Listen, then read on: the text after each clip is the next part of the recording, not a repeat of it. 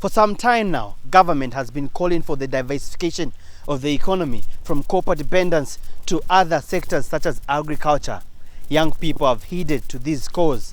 However, these young people are faced with numerous challenges such as the high interest lending rates and lack of startup capital to venture into agricultural activities. Today on News In Depth, we look at young people in agriculture and what stakeholders such as government are putting in place to support young people with an interest to venture into agriculture. I'm your host, Masauso Mukwayaya. Stay tuned.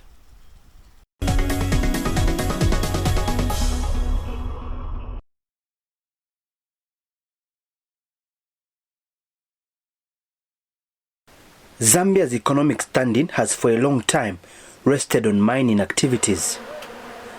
It is said the country's infrastructure and general welfare is built and paved from copper sales. However, stakeholders have for a long time noticed that the mining wheels that have been moving different sectors in the country are slowly wearing out. Experts say this is because minerals that are the main product in mining are a wasting asset. In simpler terms, mining activities come with a shelf life and are thus not sustainable to the country's economic prosperity. In order to counter and prepare for this imminent and natural phenomenon, which will one day come to an end, diversification of the economy from copper dependence to agriculture has been tipped to be a better and sustainable option. However, it is important to note that the diversification talk is as old as the country itself. Proponents of diversification are saddened that the social scale, weighing the number of pronouncements made by authorities, does not tally with their level of commitment to diversify the economy. I've been on record to say that diversification will ever remain a song and a repeated song like a broken record if we don't work on the markets and if we don't work on the input sector. The structure of our market is not so well organized. The input sector is not very well organized for diversification. We need to ensure that we understand what does the consumer want. By the way, a lot of Zambians have been going for these products from outside because they look appealing. We understand what the consumer wants, and then we manage our markets, both input and output markets, to supply that which the consumer would like to eat and consume. If we do that, then the potential that exists in our young people in Zambia, we are going to harness it, and our young people will make the money that they will need to make out of agriculture. Nonetheless, calls to diversify the economy in a conservative country like Zambia, mostly housing more young people than any other age group, may not be well received. This is because agriculture in Zambia has for a long time been stereotypically regarded as a dirty profession, mostly done by old people and retirees. Most young people in the country dream of securing other somewhat prestigious careers, such as medicine. Perhaps this is because societal norms suggest that white-collar jobs are more lucrative and fancied, especially by young people. However, Tamara Kaunda, a 27-year-old trained medical doctor, has defied the Zambian career societal norms by hanging a stethoscope to venture into agriculture. It came with the desire and the passion to eradicate poverty. Yeah, when I came back from China after my medical training, I went to UTH, and then I saw how people were dying, how many patients were in the hospitals, and then I came to realize that the root cause of so many patients in the hospital was actually due to poverty. It's not like, it was not like really people were sick, but yes, they were sick, but what caused so many patients and so many premature deaths in the hospitals was because, as a result of poverty. So I said to myself, how well can I help my country? Tamara, who is the granddaughter to first Republican President Dr. Kenneth Kaunda, quit her medical trade in 2015. Years before that, her dream was to obviously walk between hospital walls, attending to patients. But now, the young, natural-looking medical doctor spends majority of her time at her new office, mostly dotted with cultivated fertile land and greenhouses housing various varieties of seedlings. Tamara says she decided to hang a medical coat to take up gumboots because she wanted to take a lead in igniting a revolution that will see young people taking pivotal roles in agriculture. It was merely a call to develop this nation, because I thought if I'm in the hospital getting paid, working, I go to the young people, look, go into agriculture and start producing. They're not going to listen to me because reason being, if you go and tell someone, look, this can work, but you're not doing it, they're not going to listen to you. And for the young people, it's all about the practical part of it. If you are doing it, they can listen to you. So right now, when I say, oh, guys, I'm a medical doctor, but I'm into farming, they'll be like, oh, wow, this is a high-paying job. But how come she has left it? There must be something in this sector that she's following that we cannot actually go into it. So that's how come I went to this sector. It's interesting, it's nice, and there's money in it. Tamara specializes in tomato seedlings. When asked how much she makes every month, Tamara was reluctant to open up, saying young people would get excited without realizing how much work goes in. But after pushing further, she revealed that she makes about 170,000 kwacha every month. Well, I think it depends on the customer base. Well, I can say like the money is there, because sometimes if you mention figures, some youths might be too excited and then they end up failing. So what I can say that the best thing right now to advise the youth is just start something. You know, when you mention figures, some are going to be super, super excited, but they don't know what it takes to grow. For the sake of our viewers, yes, roughly how much are you making? Okay, so I think for this greenhouse, you can say it's about 179,000 plus. Yeah, when it's full, yes. That's per month? That's, yeah, they can say roughly per month, yeah. But also, this is just like when you make sales, but there are also other expenses. So, yeah, we're still in infancy, so everything has to go back to their investment. Notwithstanding the archaic thinking that tags agriculture to retirees, some young people are surprisingly taking up farming as a career choice.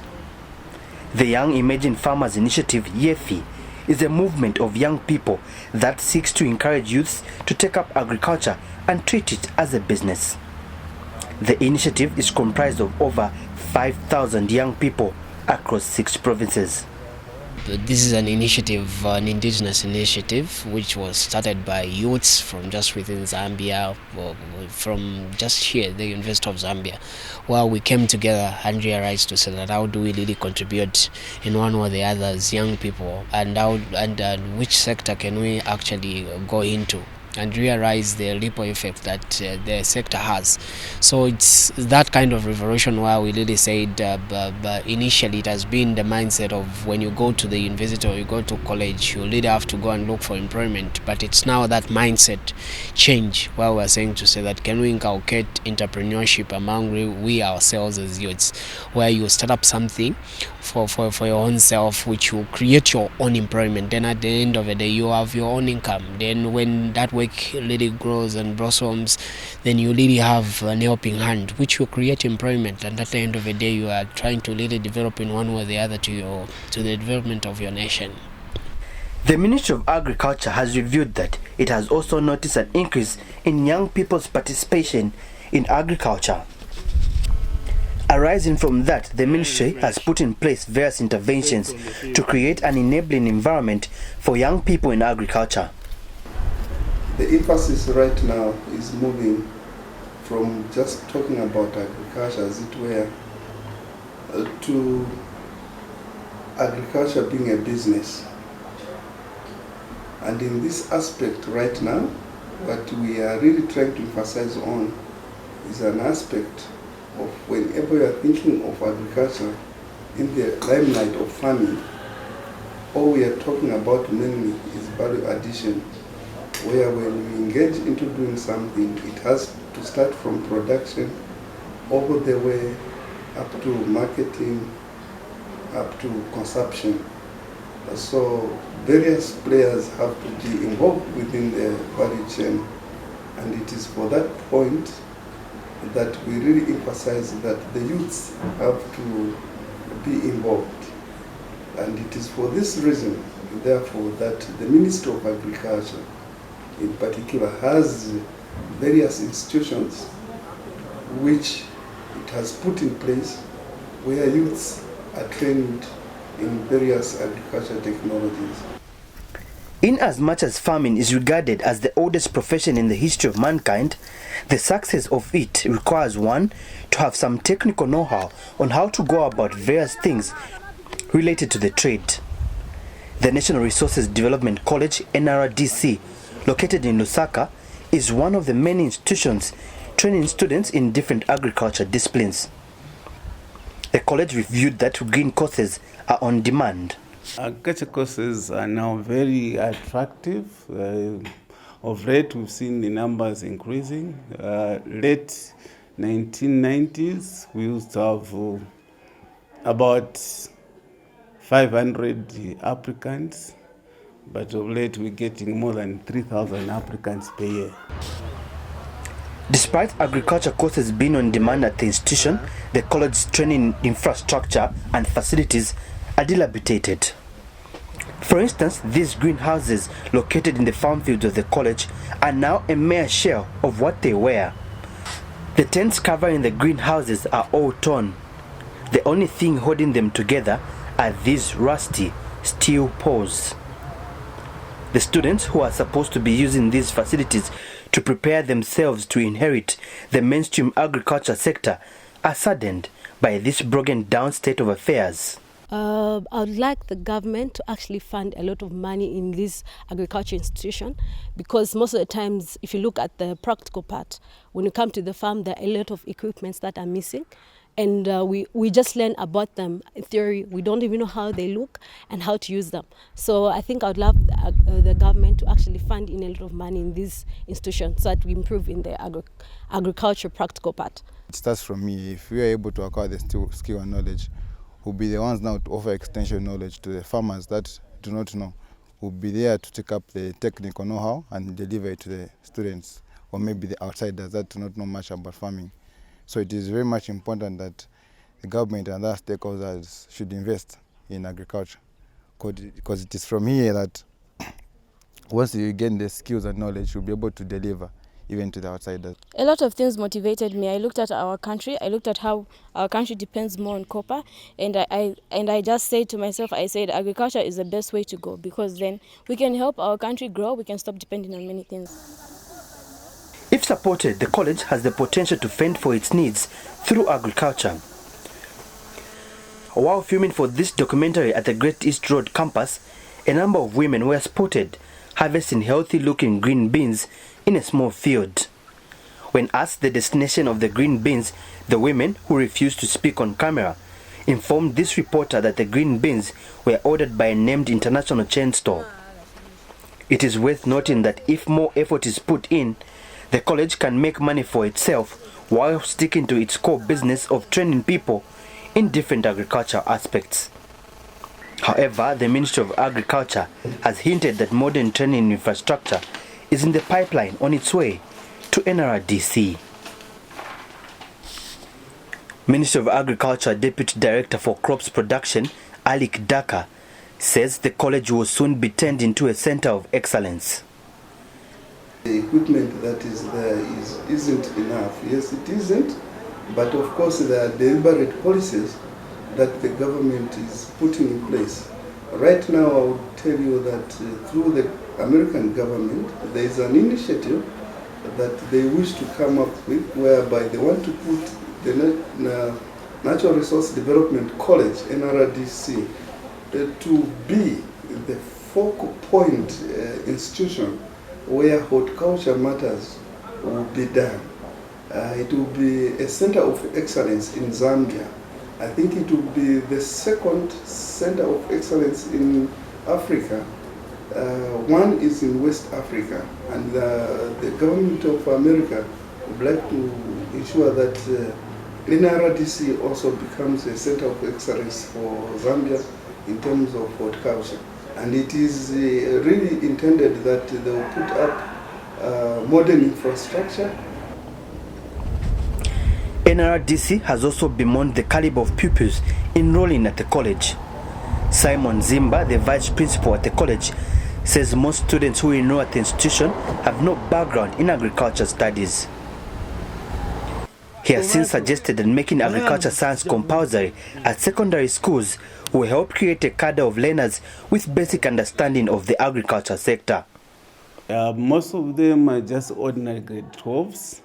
What happens is that when they come here, they are first of all introduced to A levels. So all of them are taken into agriculture courses, though they did not do agriculture at the secondary school. But preferably, it would be good that agriculture science should be compulsory at grade 12 level. But of late, we're getting that most of the schools they're dropping agriculture because of facilities at secondary schools. And the Ministry of General Education says it is already working at making agriculture science compulsory in schools. Minister of General Education Dennis Wanchinga says all learners from early childhood to grade 9 will be required to take agriculture science.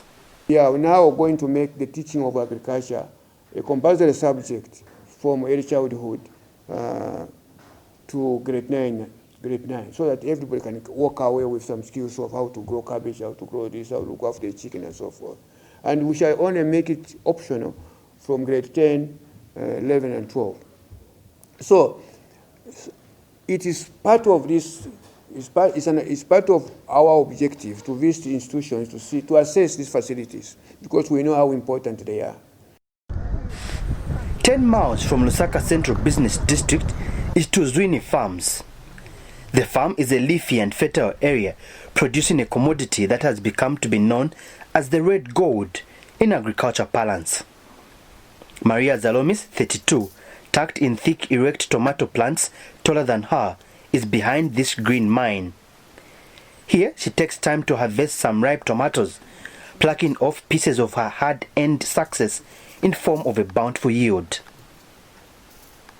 Maria's entry into farming was after completion of her education in Australia, returning to the family farm that only had half a hectare of tomatoes and an ailing father unable to manage it.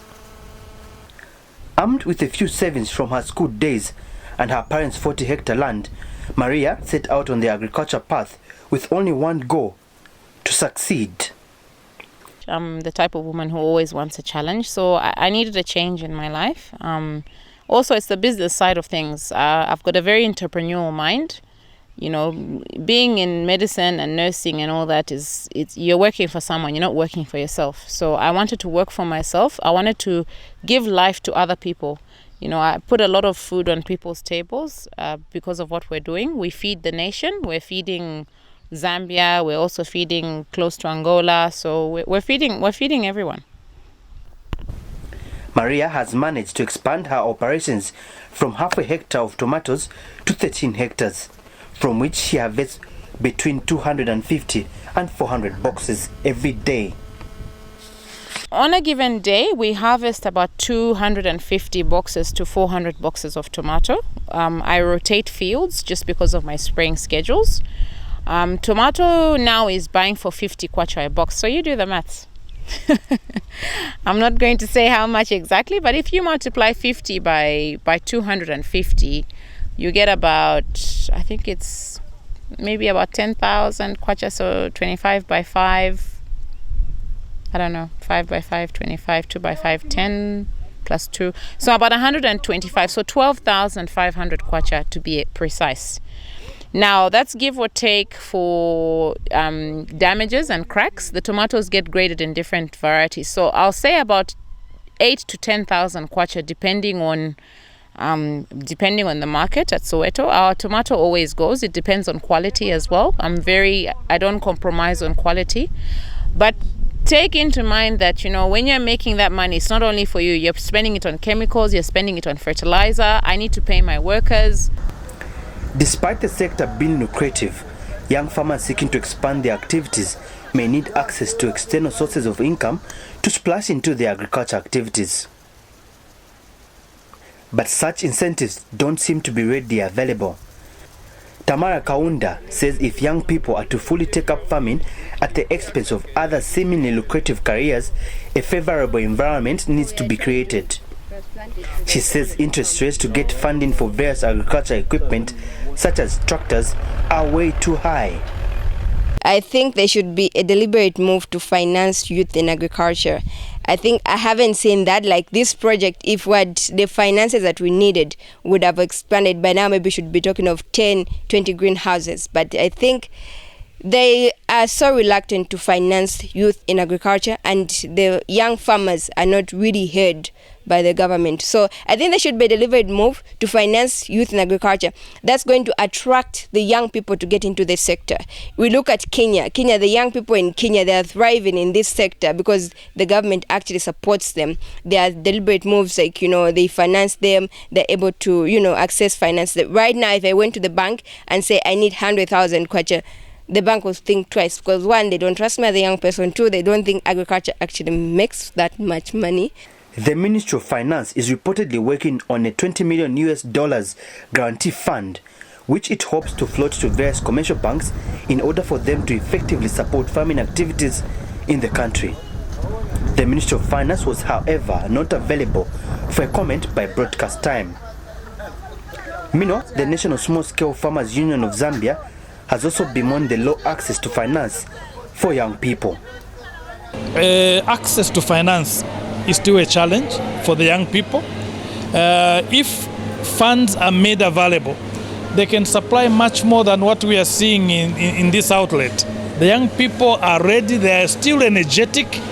All that is required is provide them with business development services to be able to know how to handle this money, how to handle the production systems themselves, because some of them are very new, they don't know what to do in agriculture, and then how to package these products, how to meet with those that will buy and eventually sell to consumers.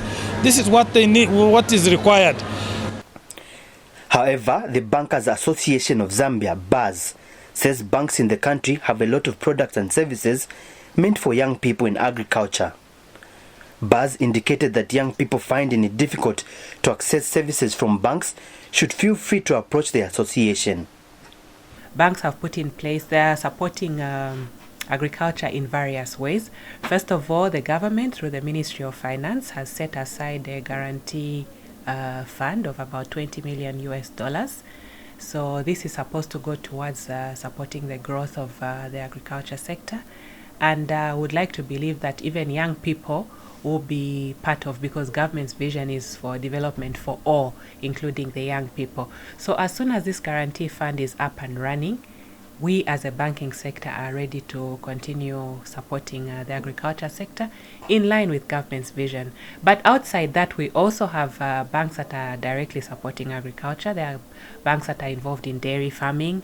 There are banks that are involved in funding of growing crops such as cash crops such as tomatoes and all.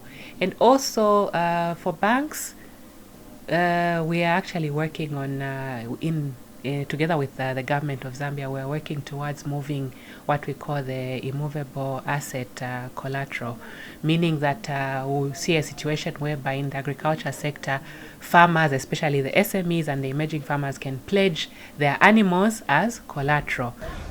And the Ministry of Agriculture says some young people struggle to access funding because they prefer to work in isolation.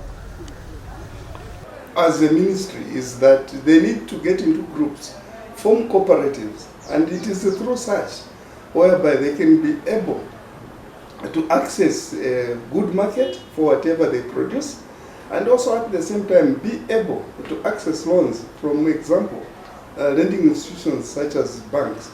But what you find is that where you went perhaps was that each youth would want to stand on their own and try to do things on their own. It is through such that whereby even institutions of lending, such as banks, if they were approached, they would normally ask them to say, do you belong to any institution? What kind of collateral do you have? Because individually you might find that this person, perhaps depending on whatever enterprise they are doing, they don't have any collateral, and as such they would not even be able to access anything from the bank. On the other hand, Maria Zalomis, a trained nurse and cardiologist who has now taken up farming, has advised young people in employment but with an interest in agriculture to just save some money and not always think of getting loans before venturing into agriculture. Because if you have a 9-to-5 job and you want to get into farming, the best thing to do is to save, if you can. Save up, downscale your life, which I did. I downscaled my life a lot. I cut out a lot of things and I started saving. After I saved a certain amount of money, I also saved from the field. So what I did was I kept up all the capital from the field, all the revenue, and I used it to expand. That's how, and I've been doing that constantly. So I'm not on a salary. I haven't seen any money from this tomato because I'm constantly expanding. Chiluba Kunda, also a trained medical doctor, is Tamara's fiancé. The two young doctors trained in China do business together. Chiluba, who is the son to the late former Vice President George Kunda, says land is the most important resource in agriculture. He has, however, called on young people to move out of their comfort zones in urban areas and look for farmland in the outskirts. My suggestion to the young people is that let them take a bit of time, especially when they have the time on the weekends. Let them go out into the outskirts. There's really a whole different aspect of life here in the outskirts, you know. It's not just that life is there in town, no. There's a lot that they can do out here. The Young Emerging Farmers Initiative has also challenged young people to get rid of their negative attitude that suggests that they can only prosper in urban areas. It's the issue of the mindset. Can any youth be accepted in the urban area to just move away from the urban and go to a rural setup? You know, there is that issues of the tag and issues of the mind. No, I'm used to more and the like. So that's why, as Young Emerging Farmers Initiative, we've realized to say that despite all the environment that the government will try to really do, or the challenges that youths will try to really make, at the end of the day, it's the issue of the mind. If we can really change our mindset, we can really start seeing the advantage of taking up those things. I've already said it, and I even know it. Getting land in the urban area, it's a cumbersome kind of situation, and it's quite hard. Even difficult, I can say it. But when we try to explore possible opportunities that are being created, even to move away, when we talk of land away, just some few kilometers away from here to Chongwe, you find land is easily accessible. You might not just get it, there is customary land. When you really share your plan, your vision to the very gentlemen, to the chiefs and the like, I don't think they can be that naive to really fail to really give you land. For the young people already in agriculture, a market is available at some international chain stores operating in the country. One such store is Food Lovers Market. The store says a deliberate policy to stock local products has been put in place. It says local farmers are the bloodline of its existence. Local is Laka, and we are here to empower the local farmers. That's one of the most important things that we also look, because we are here to coverage the farmers. We go in as far as Chisamba, across the nation, to look for the small-scale farmers that are bringing good quality product. And that's what we will stand for, because we understand that without local, we cannot survive as Food Lovers Market Levy Junction. To further enhance the market for young people, Maria has appealed to government to come up with central places in different provinces where young farmers will take their produce for sale. The government needs to create training and skills for these young people, as well as make agri-tech centers where they create a market. So they create a center where these farmers take their produce there. It's classed into grade A, B, C, or D. These farmers are then paid for their produce as they deliver, and all the big chain stores, Food Lovers, Pick and Pay, ShopRite, Choppies, come and get their produce from there. So it's a fair playing board for everyone. Dr. Kayola, the Director General of Small Scale Farmers Union of Zambia, has noted that lack of cold storage facilities in the country is frustrating trade in the agriculture sector. We need a cold chain facility in this country. It is not available. At the moment, we are having storage facilities for grains almost all over. What about for the vegetables? Something has to be done. Young people are no doubt the most energetic sect in the country. And if they are to favorably contribute to the growth of the agriculture sector, it is incumbent that they embrace other hands-on careers such as agriculture.